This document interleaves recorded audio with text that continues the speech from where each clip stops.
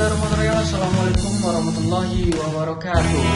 Saya Linggarana Pertama, mahasiswa manajemen informatika STAIN Batu Sangkar. Di sini saya akan mencoba menjelaskan tentang basis data terdistribusi, yaitu tentang arsitektur. Oke, di sini saya akan mencoba menjelaskan definisi arsitektur itu sendiri. Arsitektur artinya komponen-komponen yang ada dalam suatu sistem dan fungsi masing-masing komponen tersebut, serta bagaimana interrelasi dan interaksi antar komponen dalam sistem tersebut. Arsitektur sistem software. Spesifikasi dari arsitektur sistem software menyebutkan bermacam-macam modul beserta interface dari interrelasi antar data dan alur kontrol dalam suatu sistem. Yang pertama, programming in decimal atau pengembangan individual modul, dan yang kedua, programming in the layer atau pengintegrasian modul-modul menjadi suatu sistem yang komplit. Jadi di sini distributed DBMS adalah large scale software system. Referensi arsitektur. Struktur ideal atau standar skala bentuk sistem yang maju atau merupakan turunan dari referensi arsitektur ini. Untuk menciptakan referensi arsitektur ini diperlukan standarisasi.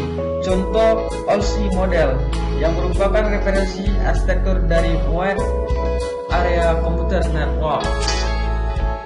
Standarisasi DBMS. Referensi model atau arsitektur komputer atau arsitektur sistem dapat dinyatakan berdasarkan tiga pendekatan yang berbeda. Yang pertama, berdasarkan komponen atau interrelasi antar komponen yang masing-masing mempunyai fungsi yang berbeda-beda. Berdasarkan fungsi, penyediaan fungsi-fungsi atau fasilitas-fasilitas dapat memenuhi kebutuhan user yang berbeda-beda. Strukturnya kebanyakan berbentuk hierarki sesuai klarifikasi user, contohnya ISO atau OSI model. Dan yang ketiga, berdasarkan data. Karena data merupakan sumber daya utama yang dimanage oleh DBMS, maka pendekatan ini menjadi pilihan yang tepat untuk melangkah lebih jauh ke proses standarisasi. Penyediaan beberapa tipe data dan arsitektur sistem ditekankan pada penyediaan fungsi berdasarkan klarifikasinya yang dapat menggunakan tipe-tipe data pada masing-masing klarifikasi. Oke, selanjutnya ANSI atau SPARC arsitektur. Pada akhir tahun ke-72, The Computer and Information Processing Committee atau X3 of the American National Standard Institute atau ANSI membuat studi grup DBMS di bawah bantuan Standard Planning and Refinement Committee atau SPARC. Misinya adalah studi tentang kelayakan atau feasibility membuat suatu standar di DBMS dan aspek apa yang memungkinkan untuk distandarisasikan. Dan selanjutnya ANSI SPARC arsitektur. Di sini kami membuat suatu desain atau model dari yaitunya berdasarkan user external schema, conceptual schema, dan internal schema. Mulai dari external view, conceptual view, dan penampilan internal. Oke, selanjutnya arsitektur ANSI atau SPARC, arsitektur sistem yang berbasis organisasi data. Three view of data. External view, struktur data yang terlihat oleh user. Internal view, struktur data dalam sistem atau mesin berhubungan erat dengan organisasi data secara fisik, lokasi, dan mekanisme akses ke data.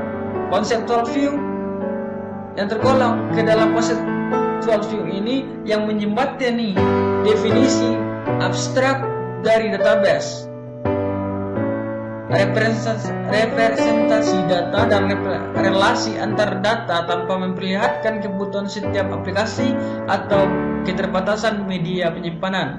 Di sini perlu skema pada masing-masing dan mapping.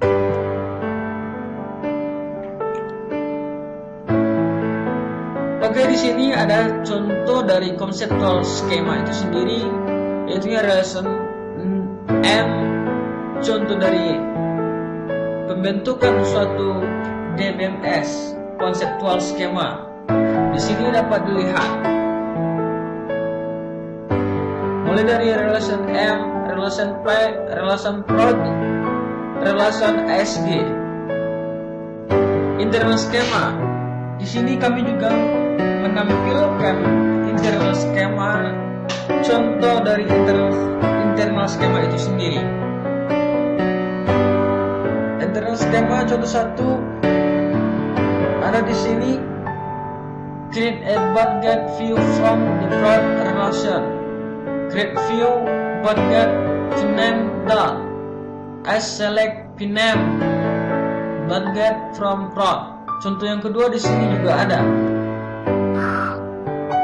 Oke, selanjutnya model arsitektur untuk distribusi DBMS. Klarifikasi distribusi DBMS atau 3 dimensi permasalahan. Yang pertama, distribusi.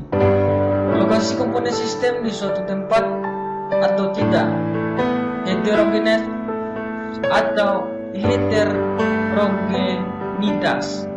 Bermacam-macam level komunikasi dan OS.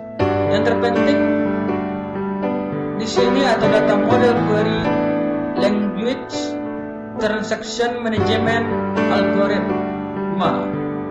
Dan yang ketiga, otonomi. Versi desain otonomi masing-masing DBMS bebas menggunakan model data dan manajemen transaksi yang disukai.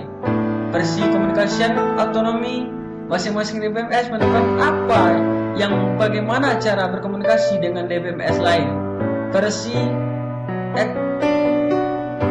execution otonomi masing-masing DBMS mengeksekusi operasi-operasi lokal dengan berbagai macam cara yang disukai. Oke, di sini ada alternatif implementasi DBMS.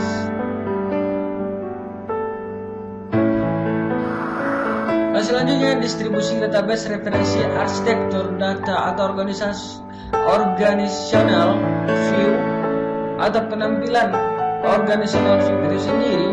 Di sini ada list local internal schema. Physical data organization pada setiap site mungkin berbeda. Untuk itu pada masing-masing set dibutuhkan individual internal schema. Dan yang kedua, LCS local conceptual schema. Karena dapat pada distributed database biasanya terfragmentasi atau terduplikasi, maka organisasi data secara logis pun dibutuhkan di setiap set. Dan yang ketiga, DCS global conceptual schema. Struktur logis data yang ada pada semua set mendukung data independensi atau ekstensi ANSI SPARC, transparansi replikasi data, transparansi network. Local database management diintegrasikan dalam global DBMS.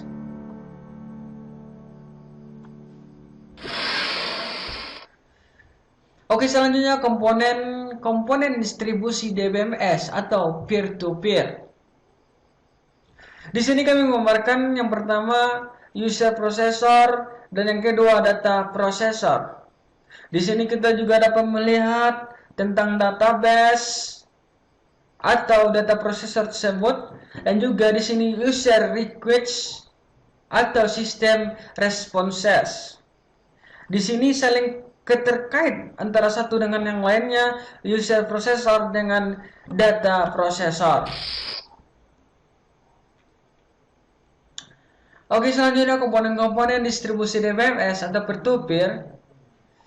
User processor, user interface handler menerjemahkan perintah user dan menampilkan data ke user. Yang kedua, semantic data controller cek terhadap user query dapat diproses atau tidak. Yang ketiga, kelompok query optimizer dan decomposer, strategi eksekusi dengan cost yang minimal, penerjemahan global query yang ke local query. Dan selanjutnya distributed execution atau transaction monitor, koordinator eksekusi yang berbeda. Untuk itu pada masing-masing set dibutuhkan individual internal schema. Dan yang kedua, data processor, local query Optimizer bertugas sebagai access path selector atau indexing attribute 2. Yang kedua, local recovery manager menjaga konsisten database lokal ketika terjadi kegagalan. Runtime support processor interface ke OS dan terdapat database buffer atau cache. Manager yang memaintain main memory buffer dan akses data. Oke, di sini kami membuat sebuah rancangan multi DBS architecture yang di sini ada antaranya dari user menuju reference global request. Oke, di sini kita dapat melihat suatu rancangan multi DBS architecture.